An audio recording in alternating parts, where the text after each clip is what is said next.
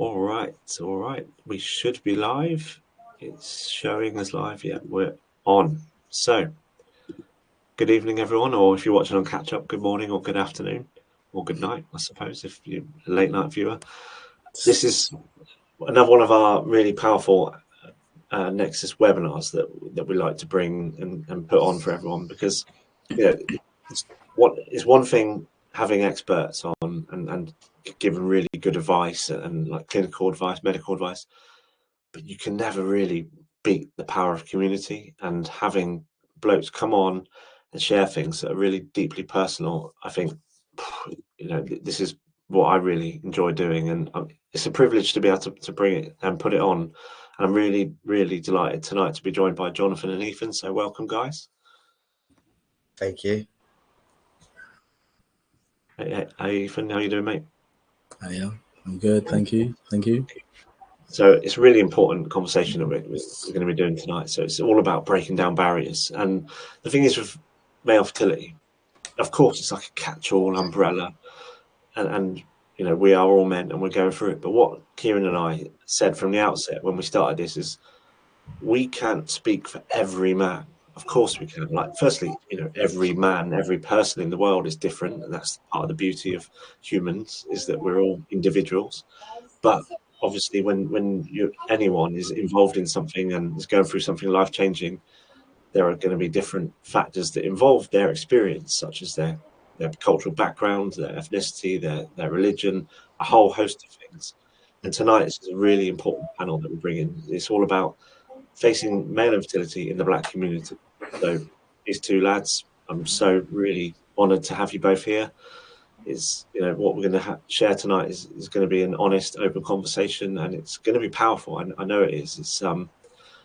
There's been a huge lack of representation, as we know, for men. But then when you go into like additional niches for Black men as well, the conversation isn't there. I haven't certainly not seen it anywhere, and it's a real honour to be able to put this out there tonight. So I guess without further ado, we should really get into it. What I will say before that, for anyone who's watching, the Q&A is open. So if you go to the bottom of your screen where the little question mark is, you can put questions in there. You can ask anonymously as well if you just toggle the little thing there.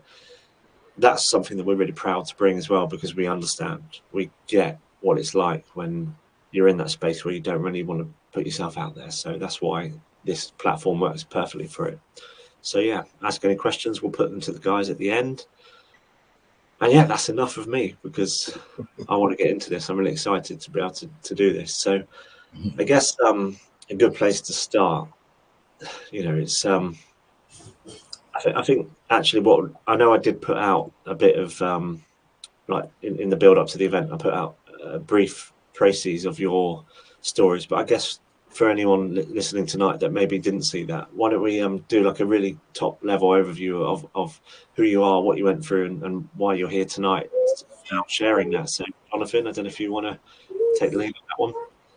Hi, yeah, no problem. Hi, hi everyone, and thanks for tuning in. My name is Jonathan, and I live in London.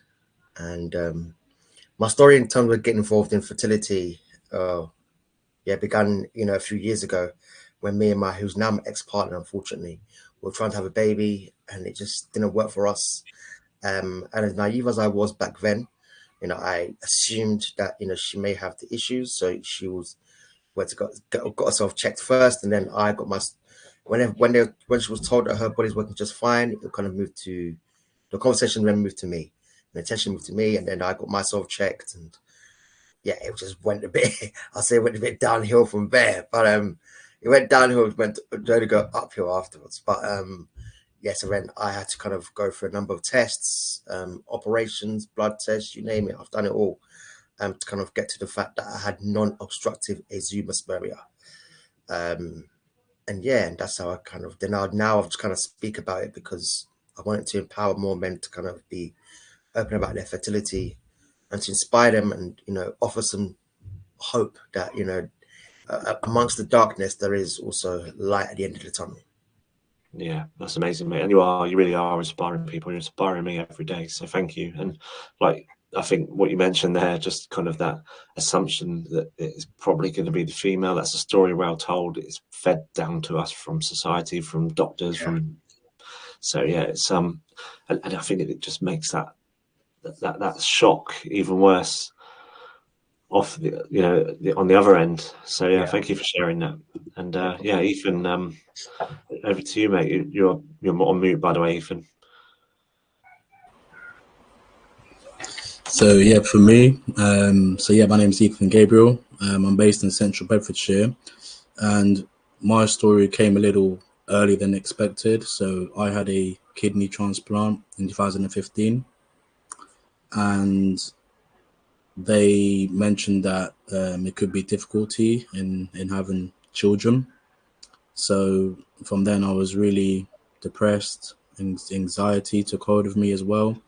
But also from the fertility biology side, I've got undescended testicles. So with that again, I'm thinking, you know, can I actually have kids? You know, we're thinking about, you know, adoption. We're thinking all kinds of options. But my family are really heavy on the religious side. So they kept touching on, you know, faith and God. So yeah, you know, me and my girlfriend at the time, we did a couple of tests, blood tests, saw the urologist, he examined me, told me, again, it's non-obstructive azoospermia. Didn't know what that was. For me, that's just an alien word. So, you know, you do what everyone does. Everyone Googles it, because what he was telling me, I didn't have a understanding at all. So yeah, I did my own research into it, and I found that, you know, if I actually follow the right advice, guidance by the urologist, but also talking to my kidney consultants as well of best improvement chances of actually conceiving, then, you know, I'm sure, hopefully, you know, there is light at the end of the tunnel. Okay. And yeah, we went through all the tests, and, you know, really luckily, really blessed. You know, we have a near 2-year-old daughter now. But me, why I'm speaking on this, because, you know, I never given up the faith. Not everyone believes in the faith, and that's totally fine. But for me, you know, God is always by my side, and I'm always grateful and blessed every day. And I feel like it's very, very important to speak on it. So I'm really glad that me and Jonathan are doing this. You know, the first person to do this, because I don't know any, you know, any other black person that's doing this. You know, because we talk a lot more about the prostate, you know, but not actually infertile. So for us doing it is very, very powerful, and I'm glad we're doing it. Yeah. Oh, yeah, mate. Like, absolutely. You know, it's like you said. I've certainly never seen it, and but that for you boys would be even heightened, because you probably would have looked for it within your community. And yeah, it's, Yeah. wow. You know, so it makes it all the more powerful. And I think just to give a little bit of context as to Ethan and I's relationship. So we've probably been speaking now for, I reckon, 2.5 years. Ethan, do you reckon? Yeah. And yeah, we were just kind of like helping you navigate through it a little bit, weren't we? And having a conversation. We've always kept in touch, lots of voice notes. And I reckon it must have been about April. You messaged me and just said, "Look, mate, I've seen what you're doing, and I want to get involved. I want to come. I want to pay it forward. I want to help my community.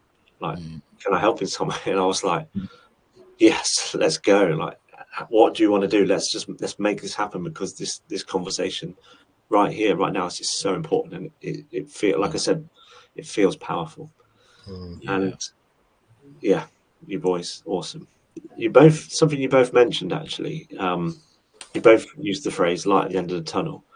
So I want to take you back to the dark days when there didn't seem to be that light at the end of the tunnel, and you were kind of very much in the midst of it. Like, what does your memory, like, what when I ask that question, what comes up for you about when you were kind of given that diagnosis, perhaps looking around for anyone that was talking about it, whatever, in the black community or outside of, and probably couldn't find anything? I don't know whether there was anything about, but yeah, what comes up to you when before that light at the end of the tunnel appeared? And I'll stay with Ethan on this one.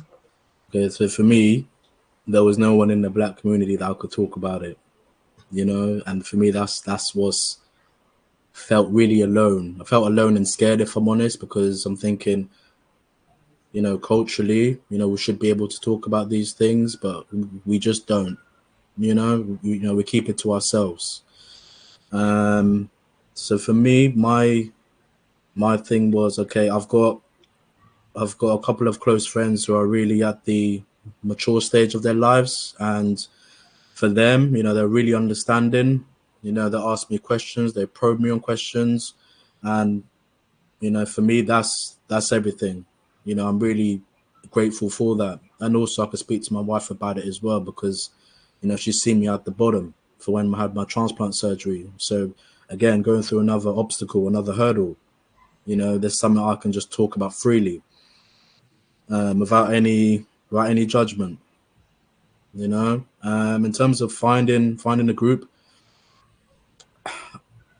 I think there was a group called Fertility, and then I think I joined a couple of sessions, but I wasn't quite committed to it. And then I thought, is anybody else talking out there about the condition? And I thought, I'll try social media. And then that's when I found Knackered Knackers. And then, that's when I found you, Sean. And then, we started talking from there about the condition. That's when you found this idiot talking about his knackered legs. No, not at all. Thank you. No, I'm, really pleased to be able to have helped you in any way. How about you, Jonathan? Like those days that seem quite lonely and desperate, like how did that show up for you?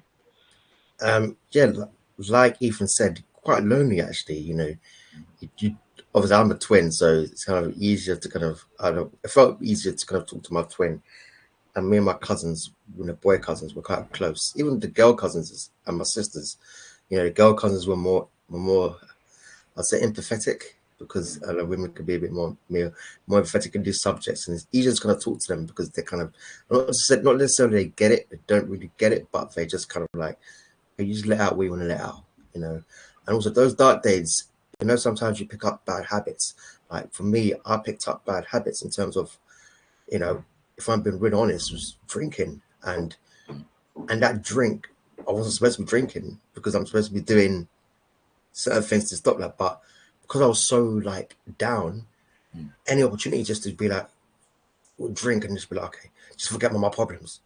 And it became like I picked up an illness. So I'm stressed about this, stressed about going through these certain things, and then getting a thyroid problem and having to go on medication, putting on so much weight, and everyone's kind of asking me, oh, you okay? And I'm like, yeah, I'm fine. But I really am not. But it's kind of difficult to kind of tell people what I'm actually going through. Because I feel like, oh, they just, I don't know, I feel a bit, I'll be judged. Women can talk about their fertility and men, we kind of can't. And it's like, when you hear conversations about, oh, every man should be able to have kids, or or all this sort of stuff, and the pub conversations as such, you kind of feel like as if like, well, I feel a bit inadequate, so I don't want to talk about what I'm going through. But then once I kind of got through it all, what kind of helped, like Ethan touched on, my family are faith based. I mean, my family is massive on faith. So there was a lot of praying. There was a lot of, let's go to Lord's, let's go to here. So that kind of helped me kind of go through it, because, knowing that my family would message me voice notes from Uganda and be like, my dad tells us you're ill, but they don't know what I'm ill of. They just don't know what they're like. My dad tells you're ill, so we're just praying for you. I'm like, thanks. I'm not ill. I'm just, But yeah, so that faith kind of helped a little bit. Actually, before I said a little bit, helped a lot. That, like Ethan said, the faith just definitely got me through some difficult times, and then also doing stuff that bring me back to who I was before this fertility. So going out and actually having fun with my friends, going dancing, playing football, doing stuff that I enjoyed, to be like, okay, I am still Jonathan. I may have non-obstructive xerospermia. It doesn't mean that it doesn't define who I am. That's what kind of helped me, and also finding Advice. finding Infertility was kind of good as well, because that, like, even I joined a couple sessions, And then I kind of looked around, and then Sean, I found you as well. And I was like, okay, yeah, this is great. There's somebody else that's speaking about it, and it was like, yeah, because yeah, it's difficult, you know. So that's what kind of empowered me to kind of be like, oh, I want to speak about it as well. Yeah, it's that drive really of turning something that can be seen as negative. You can turn that, you can flip that, and actually change it into a positive. And I know it's easy to say that, and you know we're talking about it from having been through that journey, but I think it is important that anyone listening to this knows that we've been in that pit. We know what it's like, Yeah. and what you said, Jonathan, is so important. Is remembering who you were before this, what brought you joy, and remembering who you were as Jonathan, because that we get wrapped up in it, don't we? It becomes all consuming, and yeah, that is just like chef's kiss. That advice, just remember it brought you joy in who you were before all that. Yeah. That's a really crucial point of understanding our identity as what makes us us, and that ain't sperm count. Yeah, Yeah. that's true. Yeah. It's Yeah. facts. Yeah, massively. Thank you, and you know that's really both of you like so insightful and like I said, powerful. I think that word's going to come up a lot because it's when you hear any men talking about stuff this emotionally raw, it really is. So I want to. You've both touched upon like, faith. You know, let's really delve in now into those additional cultural expectations and how masculinity is viewed in those cultures, and then definitely added on with like the faith aspect as well. And it'd be really interesting to get a viewpoint on that and like how certain things would be perhaps seen in that church community as well, and whether that, like Jonathan, you've already touched on the fact that it helped, but would there have been anything holding you back perhaps from opening up? And Jonathan, we'll stay with you to start on that one. Okay, sure. I mean, so in terms of the cultural aspect of it, obviously being an African guy, I mean, there's real expectations that we have. A lot. I've come from a family of seven, and you know, my parents have, had like nine. My mum had like 9 siblings, and my dad's got like 11 siblings. So it's just a lot of people around in the house, a lot of cousins. So the expectations that you're going to have kids, and especially me. I'm a twin as well, and unfortunately, my ex girlfriend, she was a twin. So everyone was be like, "Oh, you guys are gonna have twins, twins." So I'm like, "She's a twin, you're a twin. God, it's gonna be twin central." I'm like, I wish if only they knew the struggles that we're having. Yeah, and expectations just kind of it's a female problem, unfortunately. I saw it firsthand when I went back to Uganda. I went to talk about my journey in Uganda, and it was difficult because a lot of people I spoke to, they were like, "Don't worry about it. You'll be fine. It's okay. Just give it time. These things they take time, but just don't worry. You'll be fine." And then, you know, this fertility stuff only for women. I'm like, but it's not. It's not just for women. I want to see a top urologist in Uganda, and he said the amount of times he gets men that come here, and they secretly come to him and say, "I've got a problem, but I can't tell my wife or I can't tell my family because, damn, I'll be in trouble." But I'm thinking, but why are you in trouble? Why can't you just be honest with your partner and just say, "Look, this is the situation." But I guess it's just that because it's like, where I think sometimes in Uganda we're kind of just perceived as, in order to have that manhood is to have certain things, and having a child is one of them. If you can't produce a child, then what sort of man are you? So, but I always I want to demystify that. I want to change that stigma. So yeah, those are the sort of cultural expectations, and yeah, like I said, the faith is kind of was most important for me as well. A lot of prayers, going to church. I've been going to church since I was young. That's always been a part of who I am. Going to church. That's never stopped.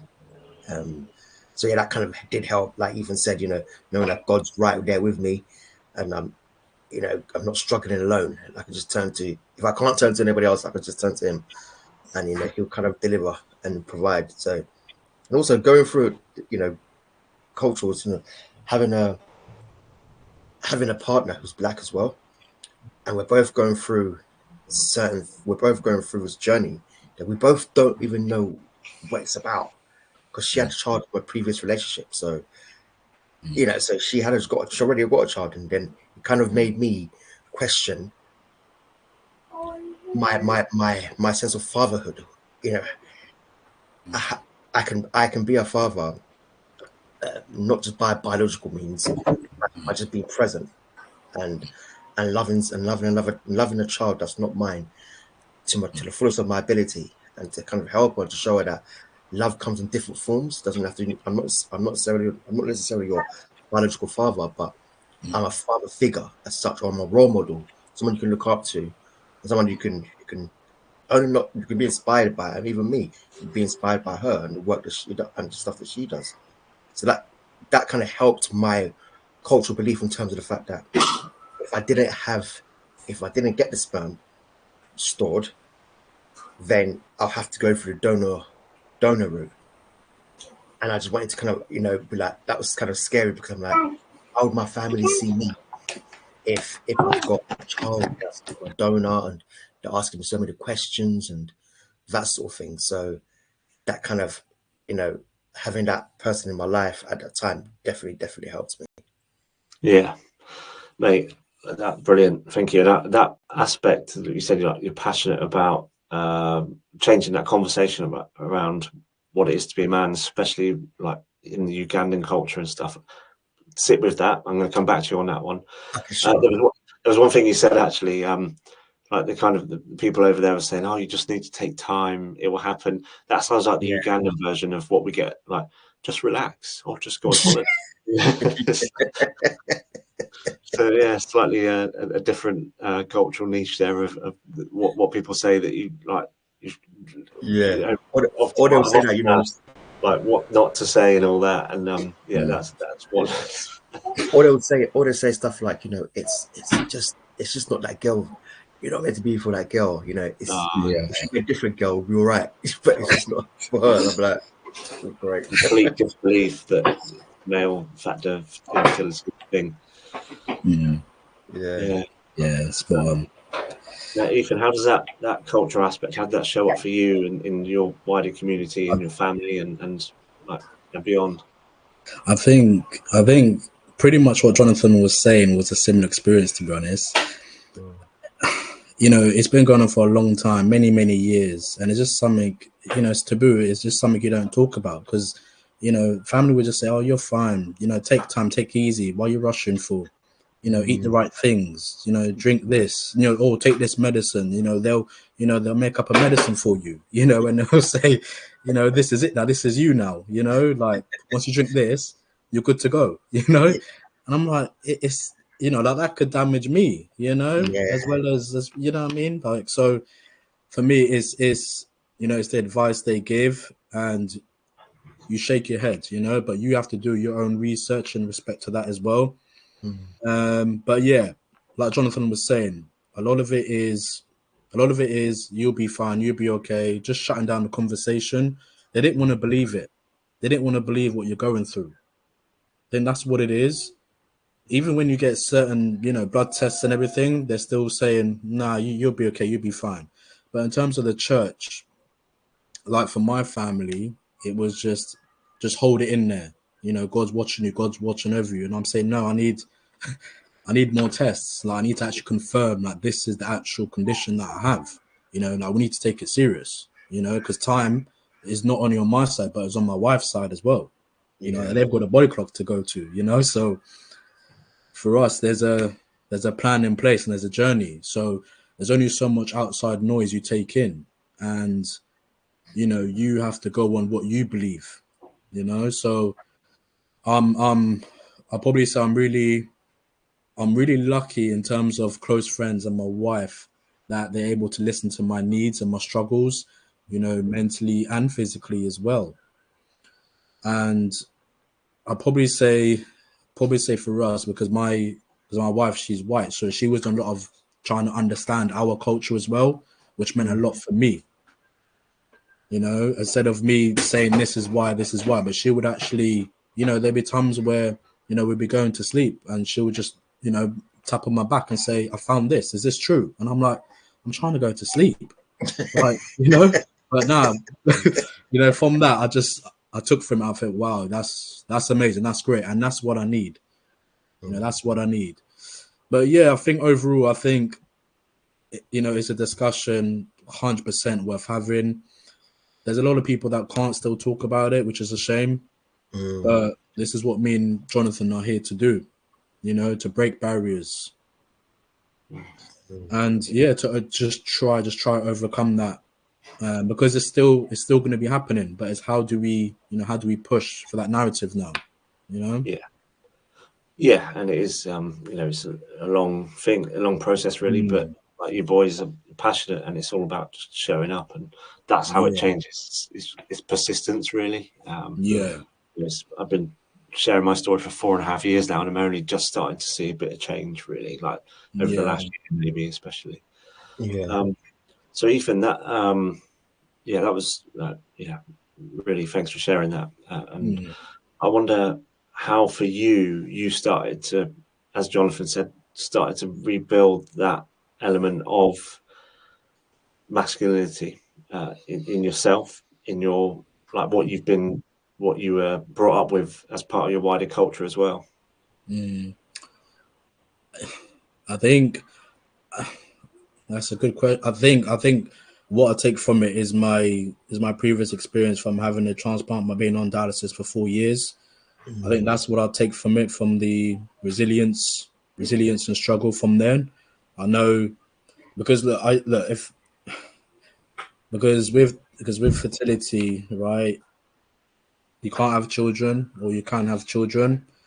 And I was in really, really thorough, deep discussions with my wife about this. It's A or B, you know. Either way, I'm gonna be happy. Either way, I'm gonna be happy. I'm gonna be a parent. Either way. So for me, that's what I took on board, and listening to a lot of like meditation as well. You know, me meditating outside, or I'm meditating inside just for 10 minutes, half an hour. I just took in a lot of affirmations, you know, and I would go to gym as well once or twice a week, and that would just build me up mentally and physically as well. You know? Yeah, So love yeah. that. How about you, Jonathan? What is it that you mentioned? You know, you're really trying to change that narrative about specifically what it means to be a man, and, like, you know, especially back in Uganda, how are you doing that, and how are you changing that narrative? I think the first and foremost for me was understanding what does it actually take to be a man. So, I mean, that's the first question I asked myself, and then in order for me to kind of push that narrative is to be like, okay, so what do I define as being a man, and how do I see other men, you know, and then the fact, one of the main factors of vulnerability that came up with me is to allow a man to be vulnerable, and I feel as if us talking about our journey, all three of us, is you know, in separate ways. It kind of interlinked, but also different stories. But us being vulnerable enough to kind of tell people about our problems is is great, because then that defines manhood for me, because I'm able to kind of show up in different ways, than the perceived way of going to the gym and being hard and being like closed off. I'm talking about my feelings. I don't want to talk about it, but actually talking about it is powerful. And that's the first thing I kind of looked at. And then I'm like, okay, so in Uganda and UK, I'm like, UK, how many people actually talk about their feelings? You can talk about their feelings, you know, even just heartbreak. How many guys talk about being heartbroken? Do you know what I mean? By women, you know? And I had to deal with that essentially because I'm going through a journey where I'm going for fertility, then I'm going through a heartbreak of being with somebody for so long, and our relationship ends. And it's like, okay, I'm still dealing with this fertility thing, and my relationship is broken down. So I'm dealing with two separate things. So I'm like, how do I build myself up? Like Ethan said, going to the gym, going back to doing sports, going back to doing stuff that I like, faith as well. And surrounding myself with people that actually love and care for me. That was the main thing. That have my good interests at heart. Want to see me do well, and inspire me to do well. And also going back to Uganda was obviously, yes, I love my country. I love my people are very funny. I love going to see my family. You know, my grandmother's still there, you know, aunties and uncles. So it's nice to go back and see them. Also change the narrative in terms of the fact that fertility is not so based around women, it's about men as well. You know, having people understand that, you know, have going on radio, well, didn't I tried to go on a radio show, but it was kind of like hush hush, oh not yet. Not yet. Come back when things have gone a bit bigger. I'm like, well, how's that supposed to happen if we don't talk about it? You know. So, but yeah, so just kind of changing the narrative around that was it still is difficult, but you know, I think I'll get there at some point. Yeah, just keep banging that drum, kicking the door. Yeah, Eventually, it'll swing open, and yeah, it's incredible what you're doing, and you're persistent. You know, I think that might have been the word I used earlier. It's that persistence to keep yeah, showing up and letting people know that this ain't going anywhere. I'm not going anywhere, and yeah. you will change that narrative. And Mm, that's really like great points from both of you about what it means to be a man, and it's that the duality of vulnerability and strength, and that we yeah, have both of it. It's really Yeah. really important, and that strength is not only physical, which I think is, of course, it is important as well, because it's our health, and our health is our wealth, but it's yeah. mental health as well, and it's all so intertwined. So yeah, like, amazing answers. Thanks, guys. Thanks for sharing that. I'd like to touch upon like the healthcare system in this country, and if there were any adverse experiences you might have experienced as a black man in going through that, navigating the system, so to speak. Did anything come up for either of you there? If I go to Jonathan first on that one. Um, I would say for me, um, there wasn't really a, there wasn't really a struggle. I mean, my gynecologist, sorry, no, my urologist was very good in terms of like pushing me through. You know, I think to be honest, I think her being Asian as well and a lady, it and it was weird because she's a lady as well. So me having to break that, but okay, yeah, you've got to examine me. Not, so that was a bit of a challenge itself. But I think her just me listen to my story and me telling her from young age having certain health conditions that kind of pushed me to come to this country in the first place. Anyway, really gave her that impetus that she wants to kind of help me to kind of find a solution. And also, she was even intrigued the fact that, like you, Ethan, I had understand testicles. I had mine at the age of 12, 13. I had an operation to kind of correct that. And then she was kind of like, okay, so why is it? I know it affects you, but it shouldn't really affect you too much. And then I want to find out why you haven't got sperm. And then, you know, so she's very intrigued. It kind of helped. So I didn't necessarily face any barriers in terms of you know, healthcare system. In terms of being, I think mine was pretty kind of smooth actually, if I'm being honest. How about yourself, Ethan?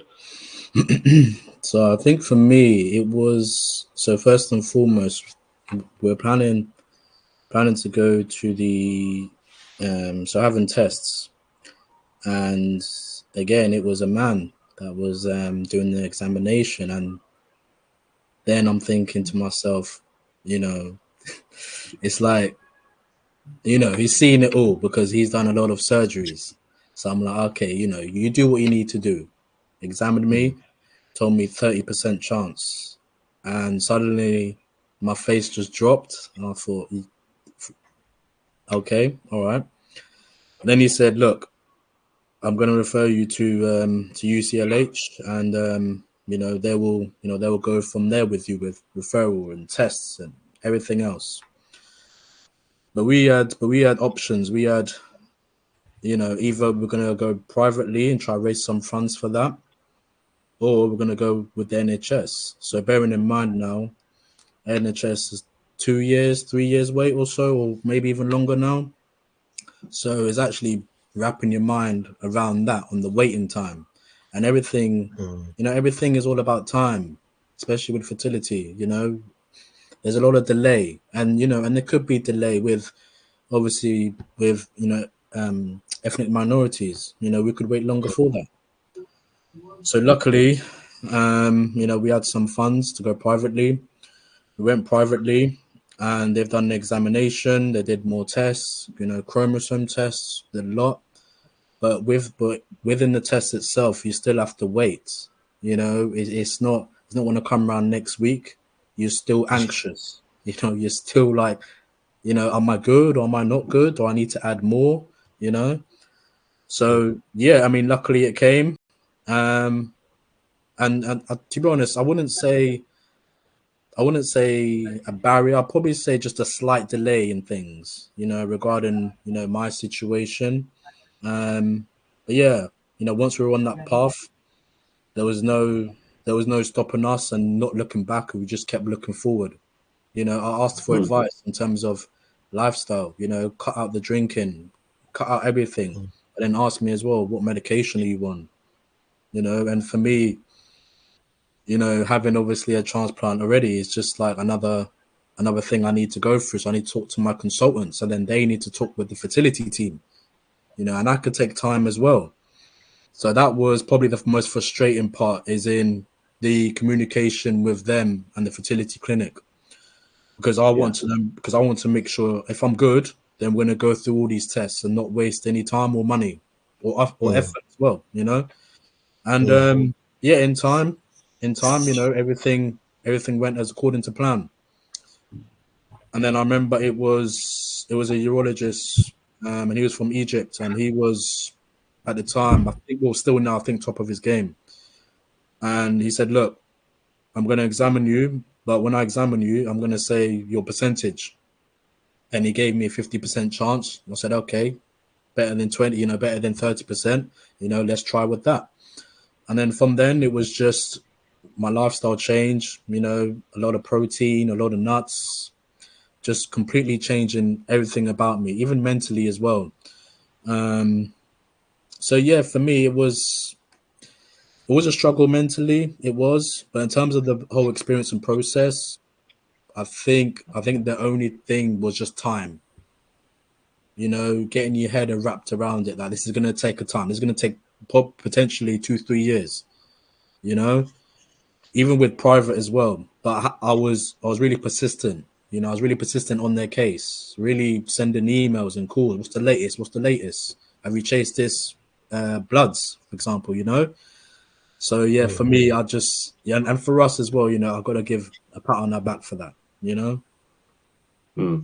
Yeah, I'm pleased that you both had like pretty positive experiences, because I have heard in like firsthand from people from other ethnic cultures that have suffered perhaps a little bit of systemic kind of issues within the healthcare system. So I'm really pleased that in your cases that wasn't the case, because it does make, it's life changing stuff anyway. And then when you add on additional stresses and stuff like that, it obviously won't help. Yeah, amazing. Thank you. I'd like to touch upon kind of the wider, whether it's society or the fertility space, is kind of everything. What needs to change? Like if you could click your fingers right now and make like increased representation for guys from your culture, like increased visibility and more diverse voices, what would you like to see change? And I'll go to Jonathan on that one. Just more conversations, really. I think it's tough to kind of break the barrier in terms of men talking, but just having more conversations and publicizing a bit more. Like I know there's a lot of work that other organizations are doing to kind of help push the fertility conversation and just try and change policy to kind of help, so people can actually be entitled to having rounds of IVF without a lottery. Do you know what I mean? So that also puts people off as well, because the cost as well. The cost is a bit high for IVF, and you're having to go abroad and having those conversations, having to. So I think that help changing those. I'm not saying put all the costs down. That will help, but I mean in terms of just having a conversation to begin with, kind of helps, and having other men to talk. from different diverse groups, like me and Ethan are talking about it. So it helps other black men, who may be going through something similar or gone through something similar, or maybe we're older and they had kids, but they went through something similar and didn't have the chance to speak about it, and it kind of is still ingrained in their mind.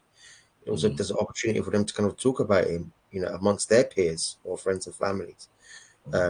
So yeah, I think conversation for me needs to kind of be wider and be greater as well. Yeah, I think that's a really good point as well. People who have potentially had to bury it because that representation wasn't there.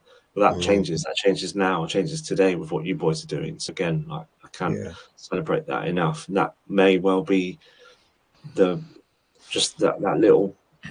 Hey, this has come up. This saying, that little light at the end of the tunnel, and that might be a pinprick at miles on distance, but that could be the first thing to enable them to start opening up. And it doesn't have to be publicly. That helps, but within their family, and raising that awareness, that's it's like that ripple effect, and that's what can really change things for guys. And how about you, Ethan? What would you like to see change? If I think we're starting the conversation. It starts here. To see it spread, I wanna ideally talk about it in my local radio station. I want to get it out there to the community and beyond. I wanna see it in hospitals as well. I want to see it in the clinics. I don't want to see leaflets. I just don't want to see leaflets. I want to see more than that. I want to know. Like, I want to see change. I want to see stats as well. Last year's, the year before, this year's. What are we aiming to achieve from this? And I feel like it is a huge barrier. It is a huge barrier. But if we can begin those conversations, starting out locally and just start spreading the conversation around. Again, like you said, it doesn't have to be public. It could be in-house. It could be on social media. It could be anonymous. But, the thing is, we need to talk about it. We do. We do. It's so important, Yeah. And what I was thinking while you were talking there, it's like, what can we do? Like, there's so much to do. Let's get our heads together and really start amplifying it, because together, like, we can really make some positive change here for everyone, for every bloke. Yeah. And before I go on to questions, Ethan, just staying with you there. Already this that we're doing today is going to be so powerful for so many people who are experiencing this right now. If you could just give one piece of advice to any bloke in the black community who is where you were, what would that one piece of advice be today? Being vulnerable, but talking about it. Doesn't have to be a big conversation. Could be say, I'm suffering. Just could be that, I'm suffering. This is something that we don't talk about. For me, I think the big thing is getting it to the external public. I want I want to see like in the long term. I want to see like billboards of this. I want to see TV adverts of this. You see a lot about prostate. But why not black men suffering from this? But first and foremost, we need to be vulnerable. We need to just have a conversation about it. Just try help. If not, let's set up something where it's a text message, for example. If they don't want to talk about it, they can send it in a message. And that's fine as well. That's fine. But we need to touch on it. Yeah, amazing. And how about you, Jonathan? Yeah, no, I totally echo Ethan's words. Yeah, just speaking about it, and more needs to be done in terms of a wider reach, and also just to make just speaking about it helps. And in the clinics, like Ethan said, just it's got to be more than just leaflets. It's how can we kind of help men support men through a fertility journey. It's 50% woman, 50% man. So how are we gonna grow? How are we gonna change the nation's perspective around fertility? How are we gonna change people's understanding around fertility?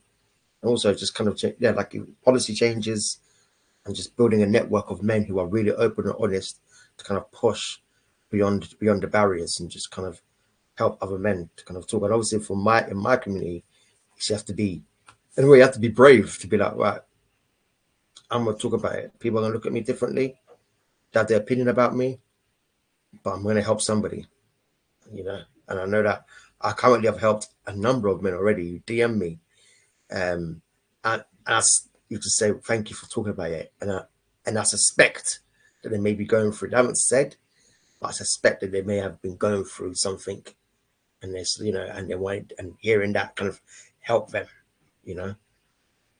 So Yeah. That's a good point, actually. We should, before I come on to the questions, if guys want to reach out to you boys, where can they reach you and get in contact? Jonathan, how can they get in contact with oh you? yeah, they can follow me on. I've got Instagram. They can follow me on LinkedIn as well. My Instagram is JK Waga, and my LinkedIn's Jonathan Waga. So they can just follow me and just message me, and I'm pretty open. I'm pretty open. Yeah. And how about you, Ethan? Oh, Ethan, you're muted. I think for me, you can follow me on Instagram. So it's Ethan with 3 N's and then a G, 1, and then you can email me as well. So it's Ethan Gabriel, or lowercase, 20 @outlook.com. Love that. Brilliant. Thank you. Quality. That was everything that I hoped it would be and more. It was just, like I said, like, for want of a better phrase, I know I've said it a few times, it's powerful. It really was, because it's a conversation that doesn't come up, and it hasn't happened. So it's been a real pleasure and privilege to be able to bring this forward and make this a real conversation. And I think this is where it does change. You know, there's much, like we said, there's a lot more to do, but everything is about first steps, and this is an amazing one at that. So we've had some questions. Jonathan, I think I'll come to you for this first one, because it's something that you touched upon, especially during your trips to Uganda to see your family. So how do you talk to family who don't understand?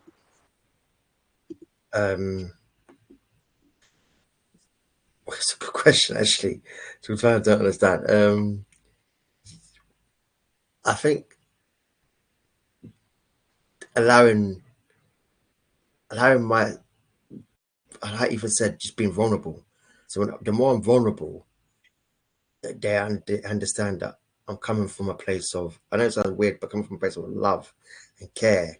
So they can feel like, okay, right, I can ask questions, or they just allow me to talk. You know, recently I had a conversation with my family, and we was talking about something different. I had like a games night, and I just started speaking about fertility, and everyone's like, oh, and everyone just kind of went quiet and really listened. And then they started asking questions like, oh, so what did you do here? I'm like, oh, I had to do this, blah, blah. And then they were shocked. They were like, oh my days, you went through all this. I'm like, don't you guys follow my page? So yeah, just, I think me just being vulnerable, and also accepting, also have to accept that other people won't get it. So I have to kind of, it's like you kind of have to talk in baby terms to people, but not obviously patronizing, but to kind of really break it down for them and be like, okay, this is how it began and this is how it started. It's like Denzel Washington says in Philadelphia. He says, "Explain it to me like I'm a 5-year-old." And Yeah, when you can literally. break complex subjects, you know, and that's the thing with fertility. It's all medical words, scientific words. When you can break that down to explain to someone like they're a 5-year-old, then that's a real skill anyway, and that shows a high level of kind of understanding and compassion, and being able to do that, and to be able to meet them at their level of, because of course they ain't going to know what a micro-TZ is, or what non-obstructive azoospermia is. So, and that's not their fault. They've been fortunate enough to not experience it. So lucky them. But you know, it's our job, and that's where the what we've all talked about, like breaking down barriers. That's where it starts, is by explaining it to everyone in a way that they can just go, oh, okay, like you said, you know, they go, wow, you've been through all that. And then the next time someone opens up, they'll be that little bit more informed, and they won't rush to answer or fill silence or fill space with the things we don't want to hear, like I'll just give it a time, it will happen, or just relax and all that. That's what we are Yeah. passionate about, things, isn't it? Yeah. Ethan, did you ever feel any pressure to keep your diagnosis private, like kind of culturally, or even through your faith? Like, was there any of that at all? That's a good question again. Pressure to keep it quiet. I think it's a difficult one because you you do want to talk about it, but then at the same time, it's like if I talk about it, are they going to see me less of a man as well? You know, especially in my culture, they would say things like, like, what are you talking about? You're good. You're fine. There's nothing wrong with you. That doesn't happen to men. Um, I think people that could like relate to me in terms of level of understanding and listening, that's just, like for me, like that's just. So We got a new guest joining us. Incredible. Sorry about that. That's all right. Yeah, so now for me it was just it was difficult, but luckily I had one or two close friends who were on the same level of understanding of me, so I could talk to them about it, and it's just being vulnerable. Obviously there are few family members that I couldn't really tell because I feel ashamed as well. I feel ashamed of actually telling them that this is wrong with me. I told my dad about it. He lives in the States now. When I told him about it, he was just like, look, just hold it down. You're going to be fine. Just do what the doctors tell you.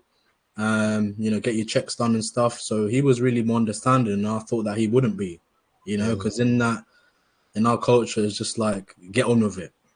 Mm. You know what I mean? We don't talk about these things, and just use God, but at the same time as using God, but also having that belief and faith. So for me it was half and half, I'd say. Jonathan, did you experience any of that kind of pressure to keep it quiet, and kind of in our culture we don't talk about this stuff, anything like that? But only in Uganda, really. When I was in Uganda, but keep it quiet, don't talk about that stuff. It's okay, you'll be fine. But when I hit the UK, I mean, I'm quite outspoken and I do what I want, really and truly. So, my family know that as well. I can be a bit stubborn. So if you tell me not to talk about it, I'm still going to talk about it. So me just talking about it kind of helps, for them to gain a better understanding of me as well. Even like I said, I'm a twin, and like Eva said, I haven't speak to my dad about it. Growing up, they don't speak about this, and I know it sounds crazy, but we didn't even speak about sex with our parents. So how the hell am I going to speak about fertility to them when we didn't even speak about sex? We had to learn sex in school, and that was it. Never really had the birds and the bees talk. I mean, so it's like, how can I even address that? Now that they know I'm having sex now, now they're like, okay, right, now you've got this problem. So, but then I had to kind of, it's like a shock. You have to hit them and be like, right, situation, and and this is what's happening. And for me, I kind of did it after, like, necessarily the day before I'm going to go into surgery. I'm like, this is the problem. I'm going to surgery. They're like, what? Everyone's like, what? Wait, what the hell's going on? I'm like, this is the problem. I'm going to surgery tomorrow, and and I'm going to be coming out I'm going to be wearing a catheter. And everyone's like, what? I'm like, So it's kind of like I had to shock them, and then they're like, "Oh my god!" The mom's like, "Yeah, I'm coming with you." I'm like, "It's okay." You know what I mean? So that factor. Yeah, it's sometimes you have to, because if you go in like gently, and they're really not picking up the cues, just go all in. Yes, That's awesome. Well, fellas, this has been incredible. Honestly, this has blown me away, and like I can feel it. Like change is coming. It really is, and let's just keep up this momentum, keep up the pace, and it will happen. It will happen for people. And like I said, even just doing this now, it's going to help so many people. They will see Yeah. you boys and just go, wow, do you know what? That's what I feel. Oh, it's not just me. Okay, let's do this. Let's move forward. And it can just be that small little thing, like an acorn, and it will grow and grow. And yeah, thank you both so much for giving up your evening and doing this to help others. It really means a lot. No, thank you for having us. Thank you. What I do want to say is, Sean, I think if we look at education side, because when not for everyone, maybe some people, the word non-obstructive as zoospermia, only recently, in my late 20s, I've heard about it. I didn't hear about this in school. I don't know whether you guys did, but I believe as well, again, so we need to start from then, start from school, start from young. We could talk about the birds and the bees, but what if it doesn't happen? Yeah. What other conditions are there that could affect this? So we need to be more informed from then. Even talking about it, in schools, maybe just a, we're not one-off subject, but like we need to keep this, in men's memories, Yeah. and I feel that's really important. Let's start from young age, Mm. Yeah. So yeah. I agree. I think he's on mute. I think you're on mute, Sean.